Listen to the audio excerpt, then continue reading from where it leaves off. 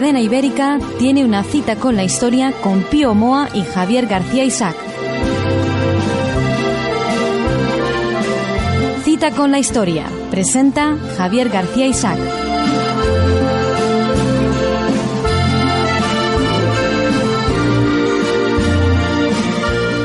Como cada domingo estamos aquí en Cita con la Historia, cita con don Pío Moa. Don Pío, muy buenas tardes. Buenas tardes. Un placer tenerle aquí con nosotros, como siempre, como cada semana. Estamos de enhorabuena porque tenemos un nuevo libro, del que vamos a hablar hoy. Hoy vamos a dedicarlo la mayor parte al libro, porque sigue siendo una cuestión importante, ¿no? La cuestión de la guerra civil, pero la cuestión de la guerra civil enfocada de una manera que hasta ahora creo que no se ha hecho, esa relación con la democracia. Luego veremos eso. Y además la importancia de este libro es que usted ya nos dio aquí la primicia, es la última vez que vas a escribir sobre la guerra, su último libro, en principio. Sí, exactamente. Que eso no significa que usted vaya a dejar de escribir, ni mucho menos. No, claro. Eso es otra cuestión. Bueno, si le parece, don Pío, empezamos hablando de efemérides. Sí, bueno, el 29 de mayo es el aniversario de la caída de Constantinopla en manos de los turcos. Esto es precisamente la caída de Constantinopla. Muchos la consideran el punto de arranque de lo que se llama la Edad Moderna, de una manera absurda. Todas las edades son modernas para los que vivían en ellas. En esa edad. Pero bueno, no es, en mi opinión, no es adecuado, porque en realidad lo que significa un cambio histórico realmente grande fue el descubrimiento de América, que fue unos años después. Pero no sé si por esa manía de disminuir los méritos de los españoles, pues claro, se trata. Ha pasado desapercibido, Claro. Bueno, no desapercibido ni mucho menos, pero es verdad que no se le da la importancia, a lo mejor, que tiene. Unos años después, claro, pero la caída de Constantinopla se le ha dado mucha importancia por varias razones. En primer lugar, porque era lo que quedaba del Imperio Romano. El Imperio Romano, como sabemos, se dividió en el Imperio de Oriente y Imperio de Occidente, y el Imperio de Occidente cayó a mediados del siglo V. 476 me parece que. Sí, por ahí. Sin embargo, el Imperio de Oriente, de lengua griega, pero ellos, los bizantinos, en realidad la palabra bizantino se les puso en el siglo XIX. Antes era el Imperio de Oriente, el Imperio romano. Ellos se consideraban romanos. Sí, que es curioso que dura casi 1000 años más después de la caída de Roma. 1000 años más. 1000 años más después de la caída de Roma. Casi exactamente 1000 años más. Entonces, esta caída tuvo una gran importancia, por una parte por eso, por ser el fin del Imperio Romano, de lo que quedaba del Imperio Romano, y porque, es más, curiosamente, el prestigio de Roma seguía siendo tan grande que los turcos, el Mehmed, que fue el que este se proclamó a su vez sucesor del Imperio Romano. Emperador de Bizancio, vamos, de Constantinopla. Bueno, el caso es que su relevancia fue en este sentido, por una parte, en otro, en que dio lugar a que emigraran bastantes intelectuales de lengua griega, que emigraran a Italia y a otros lugares, sobre todo a Italia, y en Italia había verdadera sed de textos griegos. Entonces se llevaron consigo muchos textos de griegos clásicos que se venían traduciendo y llevando desde mucho tiempo atrás. Por ejemplo, en la Escuela de Toledo se veían traduciendo del árabe y tal, pero ahora se podían traducir directamente del griego, y esto ayudó mucho al Renacimiento italiano. Este es uno de los aspectos. Hay otra consecuencia muy importante, es que por así decir, la independencia de Rusia, quiero decir, independencia ideológica. O sea, cuando Constantinopla estaba ya muy asediada por los turcos, en realidad quedaba solo una pequeña zona en torno a Constantinopla y 2 o 3 enclaves en Grecia, pues los bizantinos pidieron ayuda al Papa y pidieron ayuda a los occidentales. Y para conseguirla, entre otras cosas, pues acordaron reunificar la cristiandad. Es decir, porque desde 500 años antes aproximadamente, o 400, se había creado el cisma de Oriente, es decir, la Iglesia ortodoxa por una parte, llamada ortodoxa, correcta, o Iglesia griega, y la Iglesia latina, la Iglesia católica, propiamente hablando, ¿no? Y entonces se llegó a un acuerdo para efectivamente la reunificación, pocos años antes. Este acuerdo era mal visto por muchos monjes y autoridades de Constantinopla, a pesar de que estaban en las últimas, por así decir, ¿no? Y entonces al final no sirvió de nada, porque los turcos lo conquistaron y se acabó allí todo. Pocos años después, el Papa, no recuerdo ahora el nombre, el Papa y el emperador del Sacro Imperio Romano Germánico presionaron al príncipe de Moscú, el príncipe de Moscovia, que era Iván III. El cuarto sería el Terrible, llamado el Terrible. Bueno, Iván III le presionaron, le trataron de tentarle para que recuperase Constantinopla, que sería una enorme gloria para él, y además le ofrecieron ser coronado rey por el emperador, porque oficialmente era el gran príncipe de Moscú, ¿no? Iván III respondió que de hecho era príncipe soberano y que no tenía ninguna necesidad de que nadie extranjero le coronase nada. Y por otra parte, en realidad no le disgustó la caída de Constantinopla. ¿Por qué? Pues porque la caída de Constantinopla convertía a Moscú, según una teoría que se estaba imponiendo por allí, en la tercera Roma.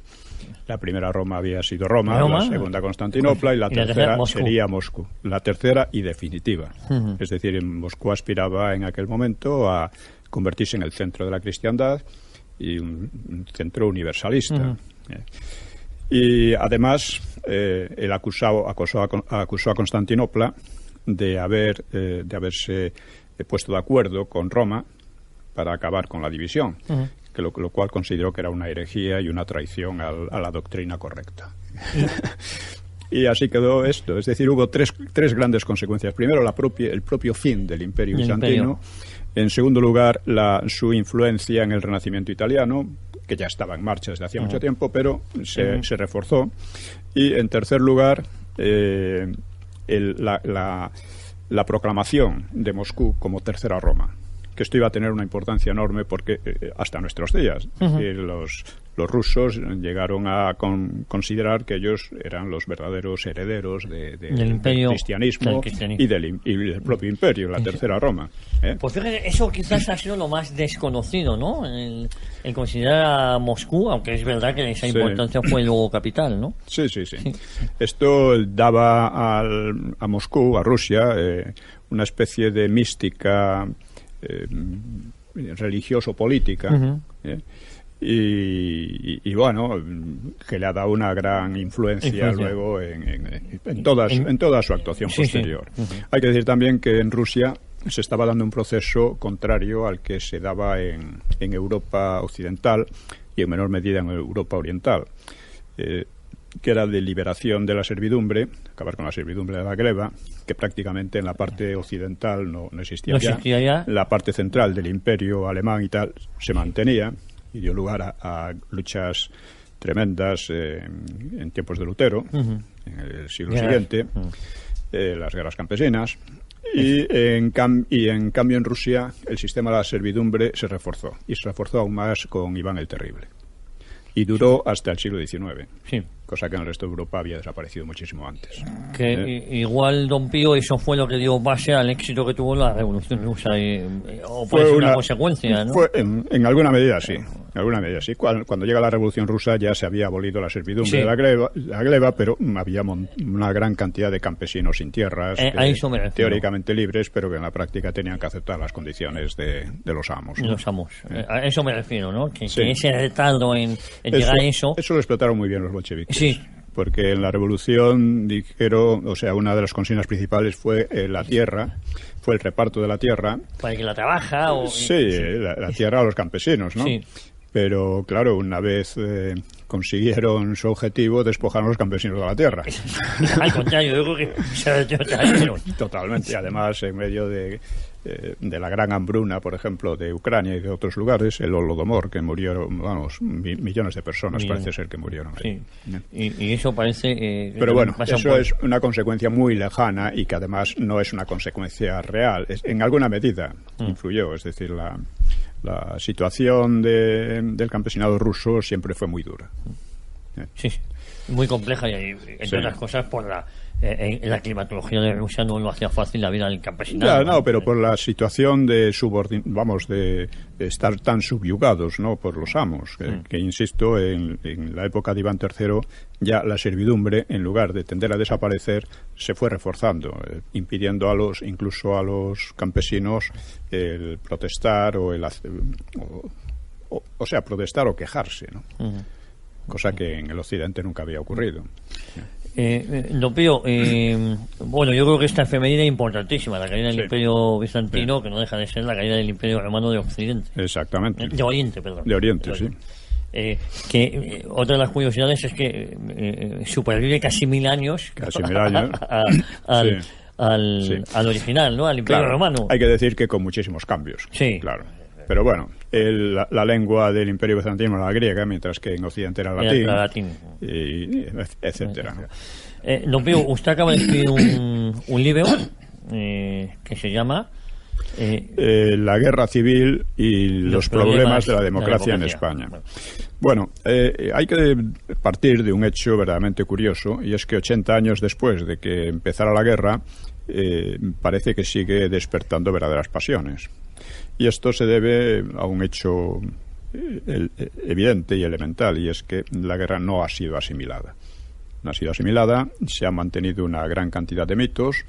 Yo escribí hace años los mitos de la guerra civil, que se vendió mucho, pero parece que...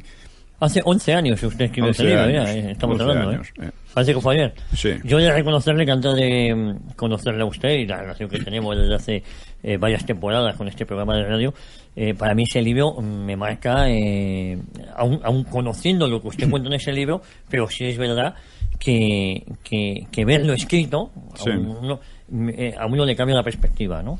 Sí, porque además... Que se atreviera a escribirlo, vamos. Sí, y que no ha sido rebatido, que esta es la cuestión principal. Bueno, uno puede escribir lo que quiera, pero tiene que haber un debate y tal. No ha habido debate porque me parece que era imposible rebatirlo en sus líneas generales. Siempre hay errores secundarios, ¿no? Pero, sin embargo, pasado un tiempo... el mito anterior se ha sostenido. No solo se ha sostenido, sino que con Zapatero se ha convertido casi en ley. La ley de memoria histórica. Hace poco todavía, en una tertulia, un señor, un periodista, o no sé si historiador incluso, hablaba de la guerra como que había causado 1 millón de muertos y que había sido un levantamiento contra la democracia. Ni fue un levantamiento contra la democracia, que no existía entonces, ni hubo 1 millón de muertos, sino la cifra real es en torno a los 300.000, probablemente algunos menos. Es decir, la guerra civil no fue especialmente sangrienta. Es verdad que aquí hicimos un programa donde comparábamos las cifras con lo que sucedió en Francia, en Italia, después de la guerra, las pequeñas guerras civiles que hubo, y eran bastante superiores. Y en la propia guerra, la Segunda Guerra Mundial, solamente en Leningrado, murió probablemente en torno a 3 veces más en el mismo tiempo que aquí. Ahí sí que murió 1 millón de personas, posiblemente. Cerca de 1 millón, sí. Calcula entre 600.000 y 900.000. No hay cifras seguras. Exacto. Bien, el caso es que, como digo, la guerra civil sigue despertando esas pasiones, cosa extraña, y sobre todo porque no ha sido asimilada y porque todavía hoy se siguen diciendo muchas cosas que no corresponden en absoluto a la realidad. Es algo asombroso. Yo recuerdo también en un programa de televisión, una señora que era historiadora en la Complutense seguía hablando de 1 millón de muertos y tuve que llamar la atención. Eso está ya comprobado. Entonces, el libro tiene 4 partes. Una primera parte es sobre es un resumen de lo que fue la guerra. Se puede decir que la guerra hoy, desde el punto de vista intelectual, está perfectamente clarificada, dejando aparte detalles y flecos sueltos y tal, pero en lo esencial, es decir, cómo se llegó a ella, quiénes la empezaron, qué es lo que se jugó en ella, qué problemas había que llevaron a eso, qué defendía cada bando, cómo terminó, las implicaciones internacionales, todo eso está clarificado. Está clarificado desde hace bastante tiempo. Pero a pesar de estar clarificado intelectualmente, en los medios sociales, en la universidad misma, se insiste en la misma mitología, por razones muy diversas, ¿no? Desde oportunismo al hecho de que mucha gente ha hecho su carrera diciendo esas cosas y no está dispuesta a desdecirse bajo ningún concepto, ¿no? Y por otra parte están los intereses políticos de partidos de la izquierda y, sobre todo, peor todavía, la pasividad, o más que pasividad, la colaboración pasiva de la derecha, sobre todo el PP, con estas versiones. Bien, esto es lo que pasa en general. La segunda parte, o sea, la primera es un resumen del aspecto militar, del aspecto político, del aspecto internacional. La segunda parte aborda varias cuestiones esenciales, como son lo que se jugaba en la guerra, ¿no? Primero, la continuidad de la nación española. Otro problema es el de la cultura cristiana, la crisis del catolicismo en aquellos años. La política de Stalin, sobre todo la de Stalin, la internacional, pero sobre todo la de Stalin, porque la guerra fue también una guerra internacional, a pesar de que no traspasara nuestras fronteras. Pero fue un escenario, ¿no? Sí, fue un escenario y una guerra que levantó pasiones en su época internacionales, sí. Tratar estas cosas. Y un tema básico que se plantea ahí es el de si fue una guerra estéril. Sobre las guerras se han dicho muchas tonterías sentimentales, como si son todas estériles. Que no valen para nada. Que sobre todo las guerras civiles son muy estériles. Y pues no exactamente. La guerra de independencia de USA, decir, a veces se llega a la guerra de manera inevitable, porque o es la guerra o es dejarte aplastar. Que esto fue más o menos lo que pasó en la Guerra Civil Española. Como decía Stanley Payne, los argumentos con que se rebelaron las colonias useñas, las colonias de América contra Inglaterra, o de las guerras civiles inglesas y de USA, tenían muchos menos argumentos a su favor que la Guerra Civil Española. Esto es así. Entonces, por una parte está eso. Por otra parte, es verdad que aún teniendo razones para llegar a una situación así, una guerra puede ser estéril, puede dar lugar a un régimen político nefasto, ¿no? En España eso, lo he argumentado sobre todo en los mitos del franquismo, esto no fue lo que pasó. Para mantenerlo es necesario mentir sistemáticamente sobre los datos reales. Pero sistemáticamente, además. Sí, pero podemos ver guerras, si no estériles, por lo menos poco provechosas. Provechosas, se puede decir provechosa. La guerra nunca es del todo provechosa, pero puede dar lugar a situaciones nuevas, ¿no? Eso es, a eso me refiero, Comparemos, por ejemplo, la guerra de independencia de USA con las guerras de independencia de Hispanoamérica.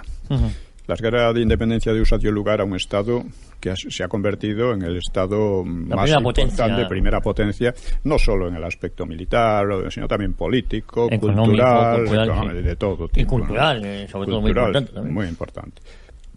Mientras que las guerras de independencia en Hispanoamérica han dado lugar a regímenes, a constantes golpes de Estado, inestabilidad, revoluciones que no llevaban a nada, etcétera, ¿no? Entonces, está claro que las de Hispanoamérica fueron bastante estériles y la de USA fue todo lo contrario.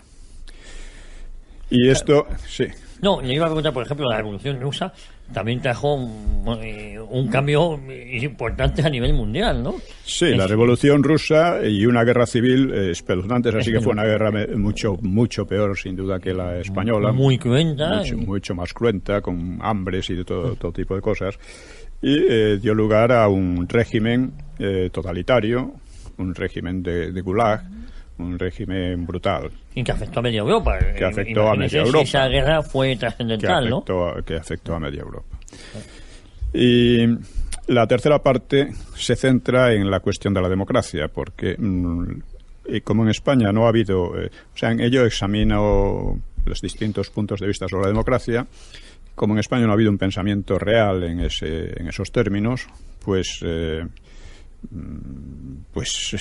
la democracia se utiliza actualmente casi como un concepto mágico que se supone que arregla todo y que cada uno lo interpreta a su manera. O sea, lo que pueda, cuando Podemos habla de democracia, pues, en fin, es muy distinto de cuando habla el PP, incluso el mismo PSOE actual, o Ciudadanos u otros, ¿no? Es otro concepto de democracia, claro, lo que tiene, por ejemplo, Podemos. Claro, pero todos emplean en la palabra porque es una palabra muy atractiva. Luego veremos por qué. Pues si quiere, nos vamos un momentín a publicidad, volvemos de inmediato. Un punto más. La cuarta parte del libro es el debate sobre la guerra civil, que es de lo que por lo que vamos a empezar. Vamos a empezar por el debate de la guerra civil y vamos a hablar de algunos historiadores con los que usted ha tenido ocasión de debatirle. Sí. Nos vamos a publicidad, volvemos de inmediato.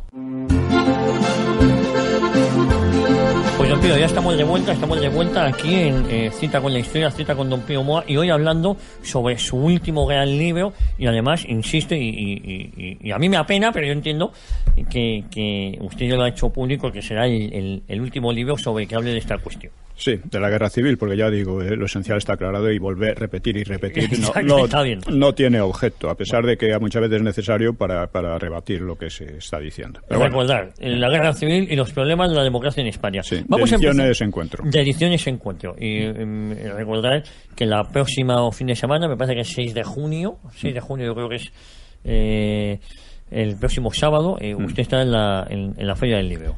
Sí, el día 4. El día 4. Sí, eso, el día 4 que es sábado. Por la tarde, sí. Eso es, vale, muy bien. En la caseta de Encuentro. En la caseta de ediciones Encuentro, sí. Ahí estará firmando ejemplar de su último libro. Bueno.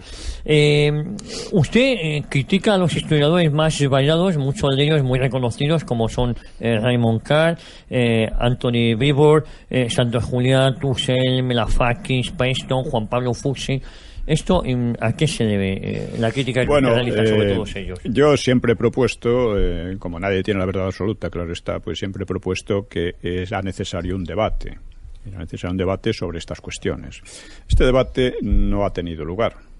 La parte esa se llama el debate sobre la guerra civil, pero no ha tenido lugar, o apenas. He tenido alguna polémica por ejemplo, con el profesor Moradiellos en la revista El Catoblepas de Gustavo Bueno, que este Moradiellos decía unas cosas un tanto absurdas y que se las rebatí y al final pues abandonó.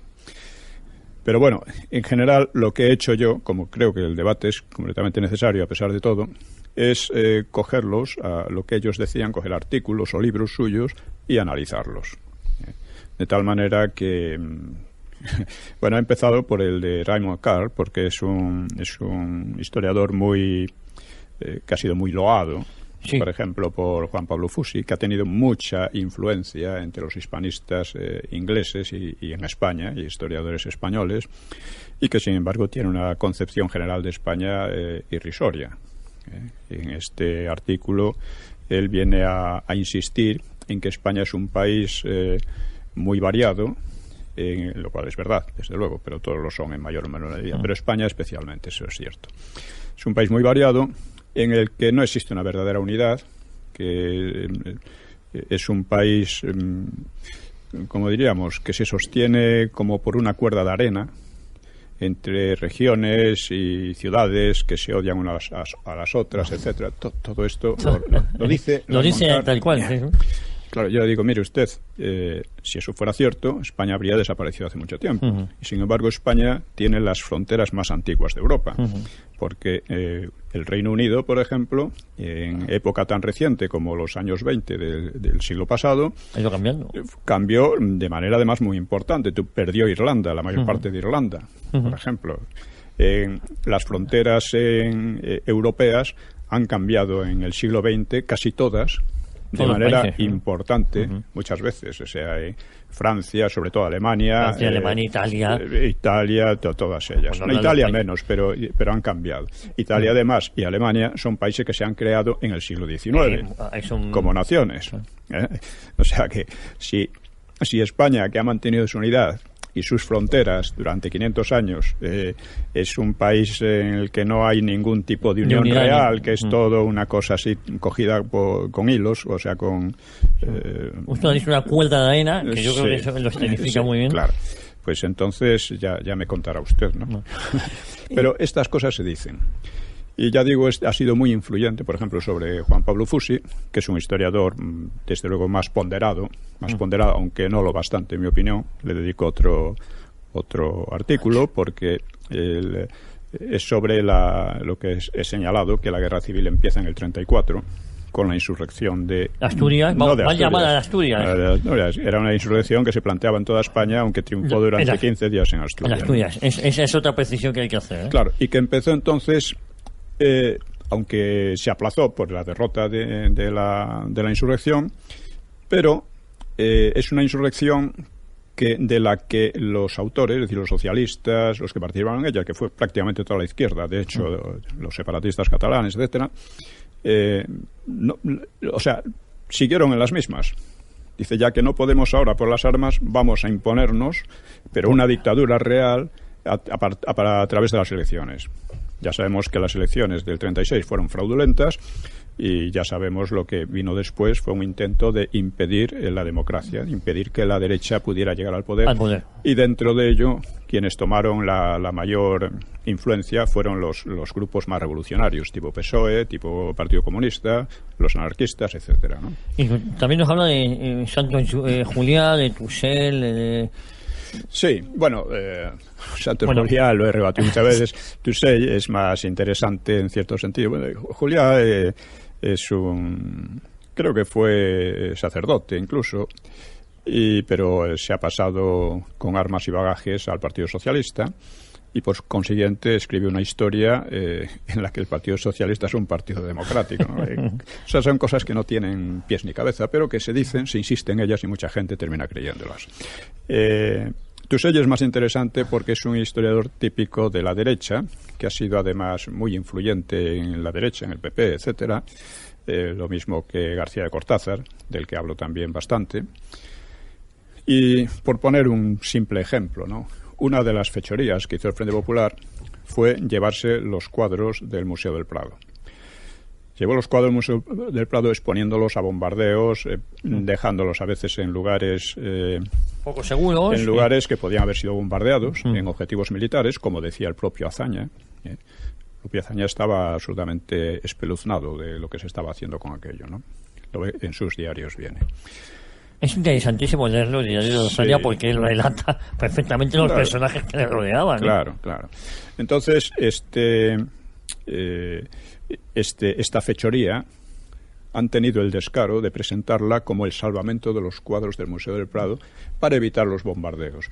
El Museo del Prado nunca fue bombardeado, aunque cayeron 2 o 3 pequeñas bombas que no hicieron prácticamente nada, debido a que estaba situado entre 2 objetivos militares, un parque de artillería en el Retiro y el Ritz y el Palace, que eran los lugares donde se albergaban los asesores soviéticos, etcétera, ¿no? Entonces, pero fue una cosa que los nacionales procuraron en todo momento evitar. Y si no bombardearon en Figueras y por ahí los lugares donde estaban almacenados los cuadros, y otros muchos tesoros artísticos, fue porque sabían dónde estaban. Y por eso evitaban bombardearlo ahí. Claro. Todo esto, y Toussaint, que se presentaba como de derechas y tal, pero que acogía casi toda la retórica de la izquierda, pues eso. Vamos a dejar ya aquí eso porque trato a muchos más autores, ¿no? Yo le iba a decir de todos ellos cuál es el que le parece más equivocado. Y ya acabamos con este tema. Hombre, Preston. Paul Preston es el que le parece más equivocado. Es increíble ahí coincidimos.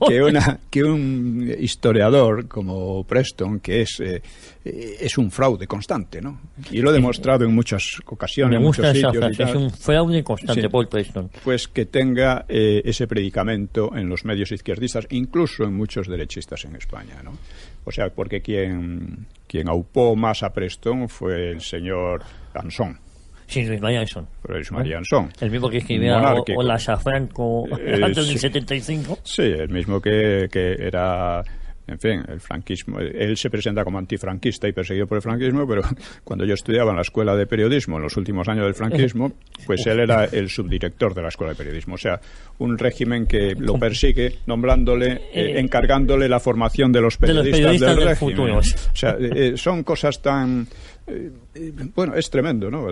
Ya lo decía Julián Marías, es la mentira profesionalizada y además subvencionada. Y uno de los temas es en los mitos de Guernica y Badajoz, lo pío, y sobre todo el de Guernica usted lo ha desmontado. Que lo siguen diciendo la derecha, claro, diciendo está Guernica, pero también está Badajoz, o viceversa, está Badajoz, pero también está Guernica, o Paracuellos. Mire usted, lo de Paracuellos es muy real. La matanza de Badajoz en la Plaza de Toros es completamente falso. Es falsa de raíz. Es una invención de un periodista useño. Ya hemos hablado en otro programa. Hay otro historiador español que acaba de sacar un libro, yo creo que muy bueno, Moisés Domínguez, donde desmonta todo esto también. El libro de Moisés Domínguez es muy importante. Muy bueno. El de las balas de agosto. Balas de agosto. Sí. Todos los viernes le tenemos en Territorio Lince, en cadena. Muy bien. Domínguez. Me parece muy bien. Porque verdaderamente es agotador luchar contra una mentira tan profesionalizada y tan subvencionada, porque claro, tienen una cantidad de medios, ¿no? En cuanto a Guernica, fue un bombardeo, evidentemente lo hubo, pero no tiene nada que ver con cómo lo han presentado la propaganda, ¿no? La Guernica, pues fue un bombardeo, causó unos 126 muertos como máximo. Según los estudios son concluyentes de Jesús Salas Larrazábal, que por cierto falleció hace poco, ya hemos hablado de él, sí. Y no solo hubo eso, sino que no tuvo nada que ver con ni era un objetivo, era un objetivo militar muy importante, que además tuvo repercusiones también muy importantes, porque ya lo hemos dicho también, después del bombardeo, el PNV llamó a una resistencia a ultranza, pero lo que hizo bajo cuerda fue entenderse con los fascistas italianos para una rendición y traicionar a sus propios aliados. Quiero decir, sí que hay un objetivo ahí. Lo que quiero decir que lo que lo convierte en mito quizás es el cuadro de Pablo Picasso. No, quien lo convierte... sí, eso ayudó mucho. Hasta el mito. Ayudó mucho. Pero vamos, quien lo convierte en mito son los ingleses. Que además eran unos corresponsales muy mentirosos, corresponsales conservadores, no eran izquierdistas, pero lo hacían, sobre todo lo achacaban exclusivamente a los alemanes, cuando también participaron italianos, y achacan a los alemanes el bombardeo de Durango, que fue de los italianos también.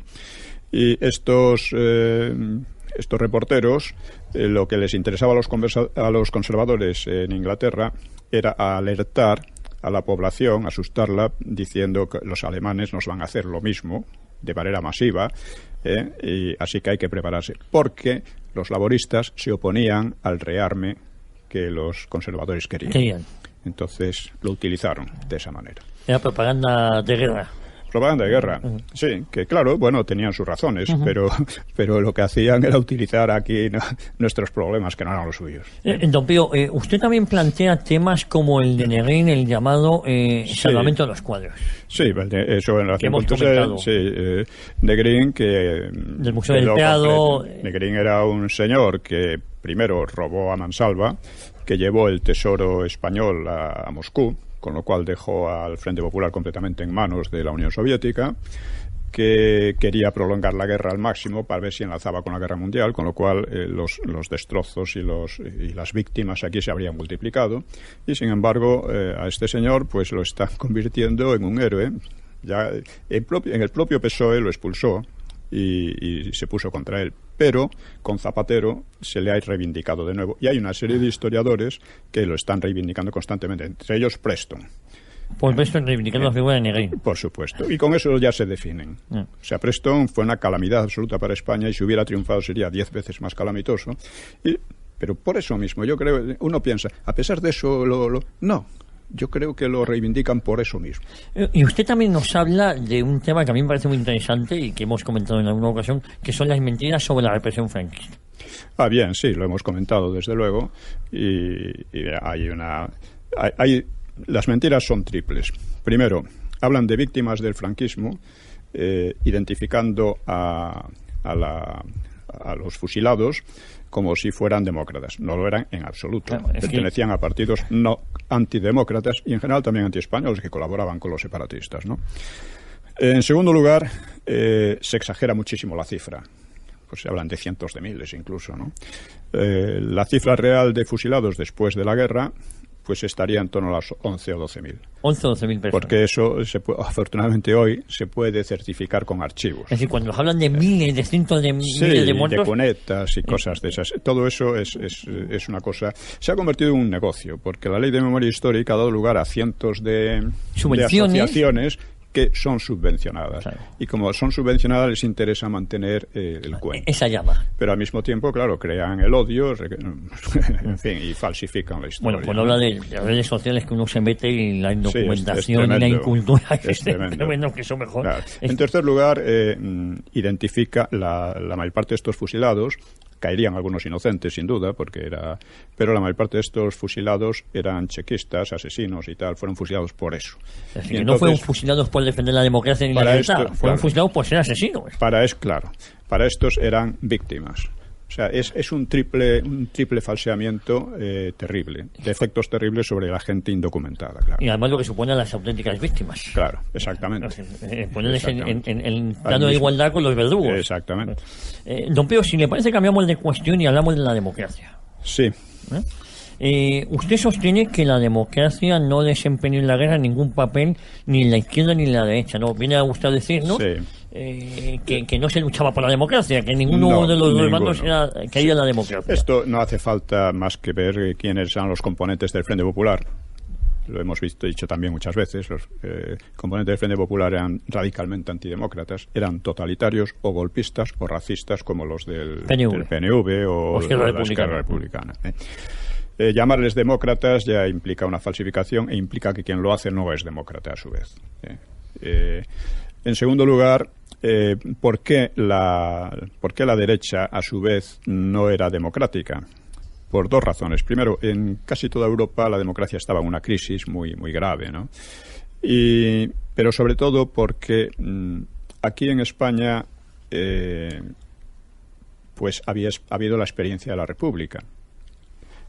Poco antes de llegar a la República, Franco escribe una carta a su hermano que lo que conviene a España es una democratización en orden. A Ramón Franco. A Ramón Franco. Llega la experiencia republicana, el caos, las violencias, el hambre que aumenta a niveles muy anteriores. En fin, todo es un fracaso. Las reformas que intenta la República son un fracaso radical todas, y Azaña lo explica muy bien, ¿no? Entonces, claro, a partir de esa experiencia y de la ola antidemocrática que había en Europa, pues la derecha dice, no, es que aquí la democracia lo que hace es pavimentar el camino a la revolución. Uh-huh. Lo que hace es crear condiciones para que haya una revolución de tipo soviético o de tipo anarquista o lo que sea. Y eso no, para eso hay que oponerse de manera radical. Y esto es lo que lleva finalmente a la guerra. Así que, efectivamente, no hay... Claro, lo que se jugó en la guerra fueron otras cosas. Claro, usted sostiene que en España, y lo acabo de decir, no ha existido nunca, en este caso, un pensamiento democrático ni en la derecha ni en las izquierdas, al hilo de lo que estamos comentando. Exactamente, en las izquierdas un pensamiento totalitario disfrazado de democrático, un poco al estilo de lo que ahora mismo vemos en Podemos. Y en la derecha. En la derecha, pues en aquellos momentos no lo quería. Sin embargo, de manera paradójica, quien creó condiciones para una democracia estable fue el franquismo. Como demostró la República y otras muchas experiencias, una democracia no funciona cuando una sociedad está muy dividida, cuando hay muchos odios, hay demasiados enfrentamientos y es una sociedad pobre. Como era entonces. Claro, usted también afirma que el actual régimen español es una democracia enferma. ¿Esto por qué hace esta afirmación? Bien, por una razón. En primer lugar, como digo, no había un pensamiento democrático ni en la derecha ni en la izquierda. Y esto es curioso porque, visto de manera histórica, la democracia, aunque es un régimen muy moderno, tiene unas raíces muy antiguas. Y una de las más antiguas son las en España, por ejemplo, el Estatuto de León o las Cortes Leonesas, que son prácticamente los primeros parlamentos europeos. Pero esto no se ha desarrollado en la época moderna, por varias razones que ahora no vienen al caso, ¿no? No se ha desarrollado en la época moderna y entonces ni la derecha, la izquierda como ya lo hemos visto, ni la derecha lo que ha hecho en general es, ¿cómo diríamos?, adaptarse. Si toca democracia, porque se adapta a lo que toca porque es lo que llama. Nos vamos adaptando, pero sin un pensamiento propio. Y esto ha llevado a que, como decía al principio, la democracia, para la inmensa mayoría de la gente y de los partidos, es una palabra mágica cuyo contenido no es nada claro. No es nada claro.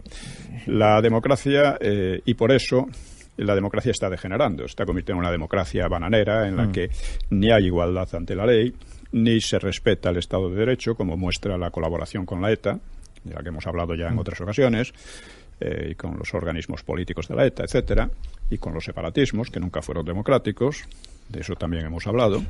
Entonces, pues nos encontramos en esta situación, una democracia que está degenerando a pasos agigantados. Ahora mismo estamos en una situación en que el país se está volviendo ingobernable.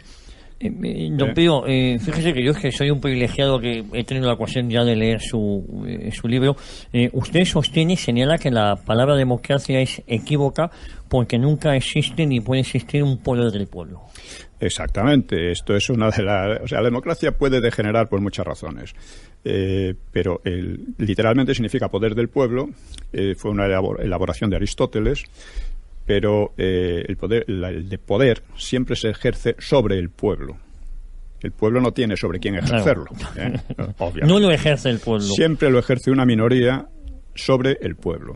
La manera de ejercerlo es lo que ha variado mucho a lo largo de la historia. En lo que llamamos democracia, la oligarquía, digo oligarquía en un sentido técnico, sí, no despreciativo, es decir, oligarquía es poder de unos pocos, pues esos pocos son elegidos en votaciones. De democracia podría llamar votacionismo o sufragismo, aunque... Sí, pero para elegir, al fin y al cabo, a una minoría. Claro. Y como, o sea, la elección no la hace el pueblo, quien lo elige es la minoría que sale ganando, o sea, que tiene más votos. O sea, hay yo qué sé, si el PP es votado por más que el PSOE, pues... Es el PP, pero esa minoría la que realmente... Elige al gobierno. Elige al gobierno. A su vez, la experiencia, por ejemplo, de España, esa minoría no tiene por qué ser mayoritaria. ¿Cómo se dice? Los triunfos mayoritarios... O sea, por mayoría absoluta. Por mayoría absoluta, tanto del PP como del PSOE, no han abarcado a más de un 30% del cuerpo electoral. Y luego las posibilidades de degeneración de la democracia son muy grandes, cosa que no se analiza, y como no se analiza, pues no se le ponen los debidos... en valor. Sí, claro. No, que no se le pone el remedio. Entonces, ¿qué es entonces la democracia? La democracia, como digo, es el poder de una oligarquía elegida por una parte del pueblo. En definitiva, es eso. Lo cual es un método que tiene muchas ventajas. En principio tiene muchas ventajas, porque evita la toma constante violenta del poder. Porque el poder siempre está disputado y si no hay unas reglas, unas normas que en este sentido, bueno, son las mejores que se han descubierto hasta ahora, pues no. O sea, vienen enseguida los golpes, en fin, la alternancia violenta, ¿no? Que ha sido muy frecuente en la historia, ¿no? En segundo lugar, permite más libertad, en general, más libertades, y por otra parte hace que los partidos sean mucho más transparentes, porque los partidos existen en todos los sistemas políticos. No existe ningún sistema político que sea monolítico. Lo que pasa es que en otro tipo de regímenes los partidos funcionan como camarillas en torno al poder, que se disputan el poder entre ellas de manera opaca, etcétera. En la democracia eso no ocurre. Ocurre también en parte, pero de otra manera. En parte menor. Porque hay libertad de prensa, y en fin, hasta cierto punto, por lo menos, teoría, ¿no? Por lo menos en principio, ¿no? Claro, ¿y qué soluciones propone usted para que esto fuera de otra manera? No, pero bueno, si existe eso. En primer lugar, hay otro problema también en la democracia que lo explicó muy bien Churchill, ¿no? Churchill dijo dos cosas. Dice, la democracia es el peor de los sistemas conocidos hasta el momento, exceptuando todos los demás. Bueno, está bien, es una frase buena. Luego dijo otra frase en contra. El mejor argumento contra la democracia son 5 minutos de conversación con el votante medio. Es decir, que el votante medio generalmente apenas tiene idea de lo que vota. Apenas tiene idea porque los problemas políticos y económicos son muy complejos y el ciudadano medio tiene unas ideas muy precarias sobre ello, ¿no? Entonces, que el ciudadano medio pueda elegir a los gobernantes, pues parece es de sí mismo un problema, porque puede elegir a cualquiera, vamos a decir, porque no conoce Bien, es un problema real, pero ese problema existe también en cualquier otro sistema. Cualquier otro sistema, la gente y los mismos, es decir, los mismos políticos, son a menudo muy ignorantes. O sea, estamos viendo cómo se presenta gente tremendamente ignorante. Y que es elegida, además. Y que además se creen con derecho a gobernar, ¿no? La situación actual, hablando de los problemas de la democracia enferma, uno de los problemas es que nuestros políticos no son mejores que el votante medio, la mayor parte de ellos. Claro. No, es un espejo de lo que es el votante medio. Y además, otro aspecto por lo que la democracia puede degenerar por sobre todo en dos sentidos. Primero, por la demagogia. El oligarca, el político, tiene necesidad de ganar votos. Para ganar votos, hacer promesas de todo tipo, aunque sean incumplibles y todo el mundo sepa que no se van a cumplir, tiene su efecto. De hecho, pueden ganar elecciones así. Y además, los otros se ven muchas veces obligados, aunque no quieran, a seguir la misma técnica, porque si no, se quedan sin votos o pierden. La otra manera de degenerar, ya la explicó Tocqueville, uno de los grandes pensadores políticos del siglo XIX, es que la democracia se transforme en un despotismo que guarda las formas exteriores de la democracia, pero que es un despotismo brutal como no ha existido nunca, porque, digamos, como diríamos, abarca a toda la población. Los despotismos anteriores se daban sobre todo en el entorno del poder, pero una gran parte del pueblo quedaba al margen de esto. Actualmente no, el sistema democrático despótico puede llegar a todo el mundo. Lo estamos viendo, por ejemplo, cómo el Estado se está metiendo hasta en los aspectos íntimos de la vida de las personas. Sí. Incluso quiere regular los sentimientos. Como aquello de incitación al odio, del odio y tal. Sí. ¿El odio a qué y a quiénes? Y además, ¿cómo van ustedes a regular lo que piensan? No ya lo que piensan, sino lo que siente la gente. Y lo que debe pensar. Y lo que sí. Bueno, pues esto se está dando. Ya lo pronosticó como una posibilidad muy peligrosa Tocqueville. Como nuestros políticos no entienden nada de eso, no se dan cuenta del rumbo que estamos llevando, que es en esa dirección. Bueno, nos tenemos que ir a publicidad, pero nos queda muy poquito tiempo, pero volvemos de inmediato. Sí. Bien.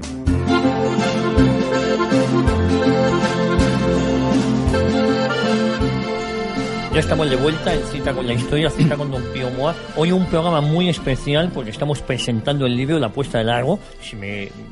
El programa, La Apuesta del Largo en el programa, sobre el último libro de Don Pío Moa, que es La Guerra Civil y los problemas de la democracia en España, que insisto, como no hay tiempo a todo lo que yo tengo aquí, yo creo, si usted me lo permite, que la próxima semana seguimos hablando de las siguientes cuestiones que tengo preparadas. De acuerdo. Hablaba de las soluciones que usted proponía para la democracia. Bueno, primero, para ver las soluciones, lo primero es ver cómo ha degenerado esta situación. La base de la degeneración de la democracia en España ha sido la identificación de antifranquismo con democracia. Lo hemos hablado también, pero hay que insistir. Conviene recordar. Como decía, el franquismo no era una democracia, era un régimen autoritario, no demasiado autoritario tampoco. Se puede decir laxo, ¿no? Y podríamos ver simplemente consultando las hemerotecas de la época. Es decir, no había libertades para los antifranquistas, pero los antifranquistas, ¿quiénes eran? Fundamentalmente los comunistas y los terroristas, un poquillo los anarquistas, pero muy poco. No eran democráticos los antifranquistas. No eran. El hecho de que no tuvieran oposición democrática es muy, muy significativo. Y si no partimos de ese punto, analizaremos muy mal la situación. Eso lo he explicado en los mitos del franquismo, ¿no? Entonces, quienes más resentían la falta de libertades, que no era para todos, era para ellos, para comunistas, pues eran ellos. Y son, además, como han sido los únicos que han luchado de verdad contra el franquismo, los comunistas y la ETA, pues son los que reivindican con más fuerza la democracia y precisamente una de las razones, si no la razón principal, por la que la ETA ha sido tan bien considerada por las izquierdas, hasta el punto de darles una solución política, que convertía los asesinatos en una forma de hacer política, y eso ya desde Suárez, pues es porque, al ser antifranquistas, eran demócratas, automáticamente.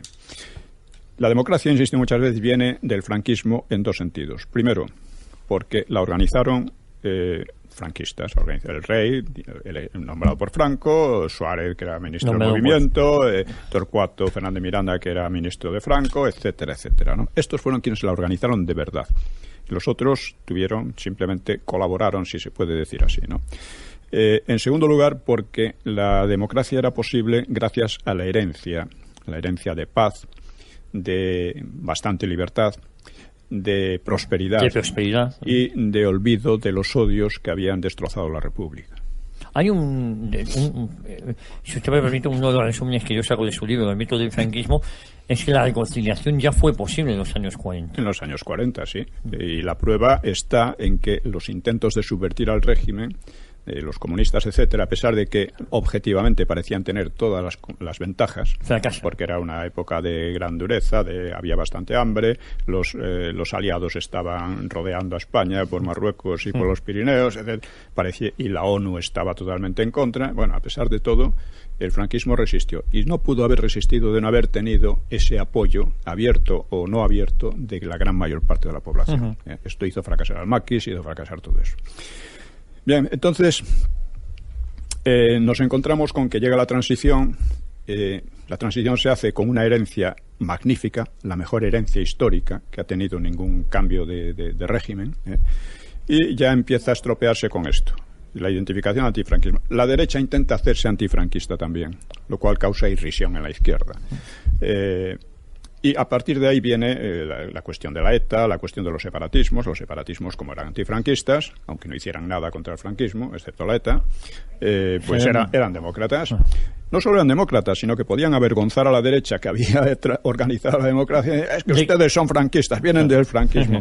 Claro, esta sarta de equívocos ha convertido la política en una farsa terrible. Una farsa terrible. Y como además ha sido apoyada masivamente en los medios, se han formado periodistas, etcétera, en esta idea. Maestros de escuela, etcétera, se han formado que son los que han ido creando opinión.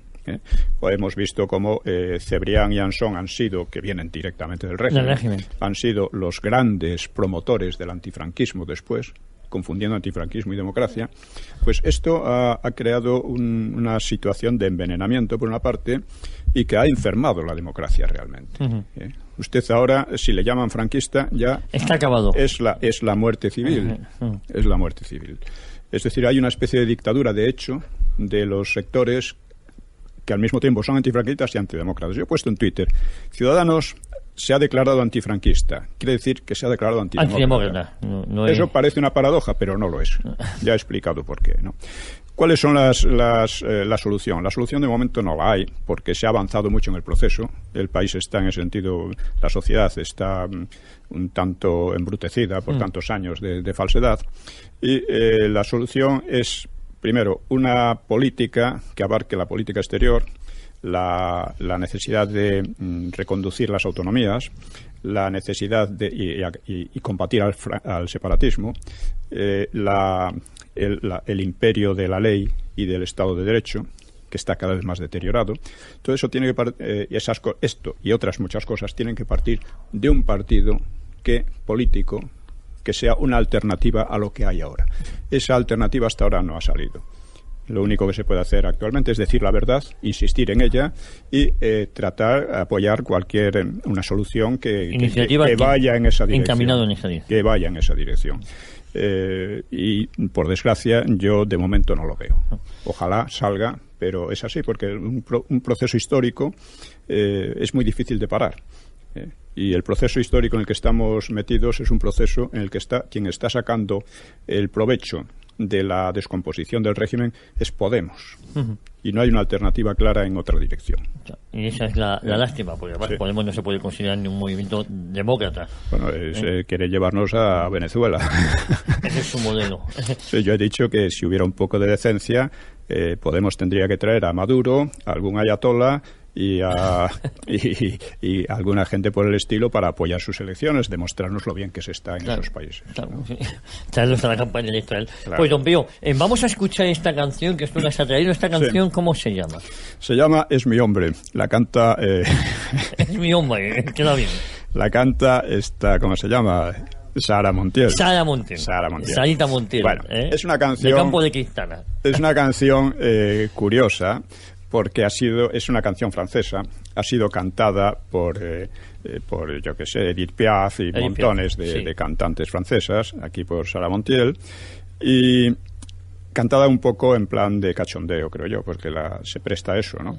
Es una especie de canto al masoquismo, el masoquismo femenino.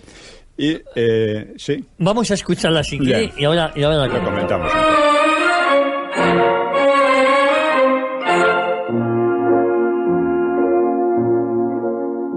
En cuanto le vi, yo me dije para mí, es mi hombre. Solo vivo por él mientras quiera serme fiel. Ese hombre, no puedo pasar una noche sin pensar en mi hombre, y le doy cuanto soy, lo que tengo se lo doy a mi hombre, y así estoy, es un macro, un gigoló, pero no importa porque así le quiero yo. Cualquier día por Pigal, para mi mal, otra vez le perderé. Luego no sé ni lo que va a ser de mí, porque le quiero. Solo tengo corazón para morir. Si me pega me da igual, es natural que me tenga siempre así, porque así le quiero. Ya no tengo corazón.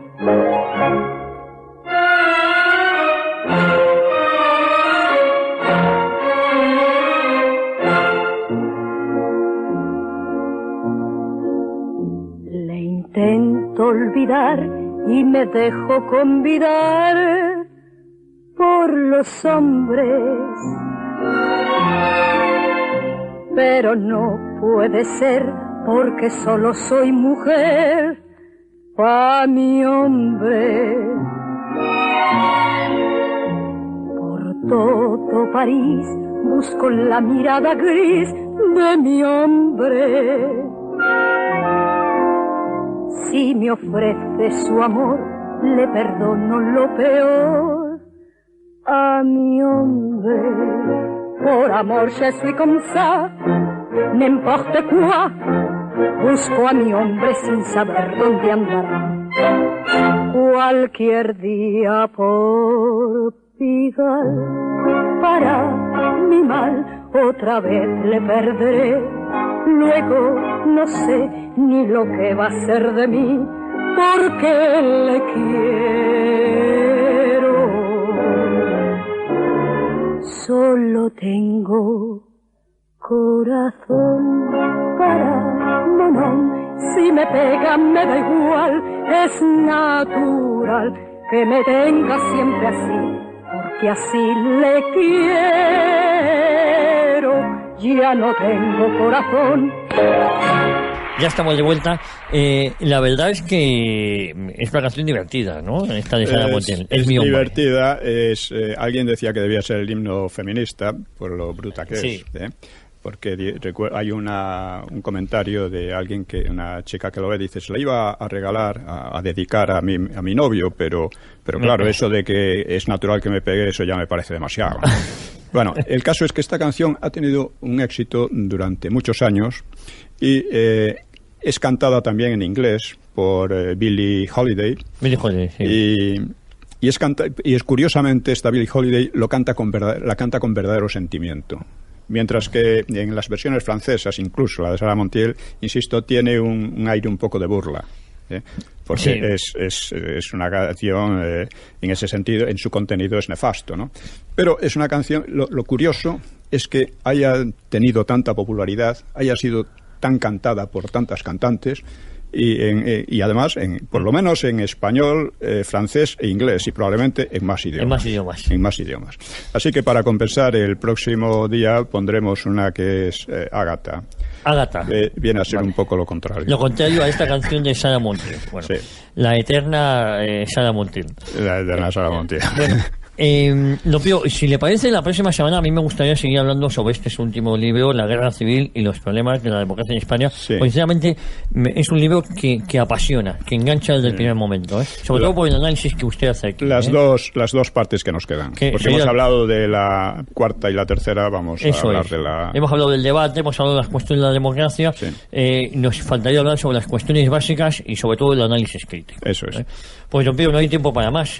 Muchísimas gracias. Una semana más. Hasta aquí hemos llegado. Hasta aquí hemos llegado. Insisto, la próxima semana tenemos una cita con la historia, una cita con don Pío Moa, pero también tenemos una cita con don Pío Moa en la Feria del Libro, en el Retiro, en la caseta de Ediciones Encuentro. Sí. Bueno, muchísimas gracias, don Pío. Muchas gracias. Y a todos ustedes, de verdad, muchísimas gracias por su fidelidad y nos escuchamos Dios mediante la próxima semana aquí en Cita con la Historia, cito con don